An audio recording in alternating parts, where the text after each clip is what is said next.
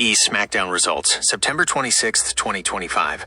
Opening segment, Paul Heyman and Cody Rhodes kick things off. The show begins with Paul Heyman asking the Orlando crowd what they want to talk about, eventually mentioning Brock Lesnar, only to be interrupted by undisputed WWE champion Cody Rhodes.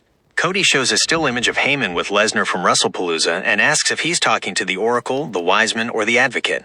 Heyman says he's talking to the GOAT and assures Cody that Lesnar is not in the building. Heyman then suggests Cody is in danger anyway, as Braun Breaker and Bronson Reed enter the ring. Cody takes his jacket off and initially lands shots on Breaker and Reed, but the numbers game is too much. That's when the crowd explodes as Randy Orton runs down for the save.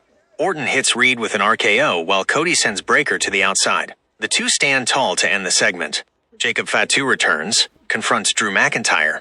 Drew McIntyre comes out to the ring with a protective boot on his foot and complains about losing at WrestlePalooza, blaming Cody Rhodes and the Cody Rhodes medical team for his injury. SmackDown GM Nick Aldis interrupts him and tells him not to make excuses, but then VisionFatu's music hits and the Samoan werewolf comes down to the ring. Fatu grabs the mic and tells Drew to shut up and stop beaching. Drew asks who Fatu thinks he is, and Fatu tells him to sit his peg leg ass down. When Drew says he'd fight if he wasn't hurt, Fatu yells, "If he wasn't hurt, what?"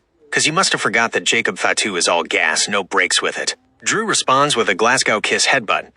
Fatu is briefly stunned but quickly recovers, delivering a super kick, then pulls the protective boot off McIntyre's foot and lays him out with it to stand tall. Main event, WWE Women's Championship Triple Threat Match.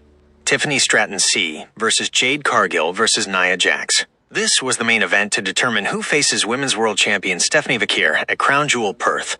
The champion, Tiffany Stratton, is introduced as being 15-0 this year. The match features back-and-forth action, with all three women taking control at different points. Jade Cargill is busted open but continues the fight.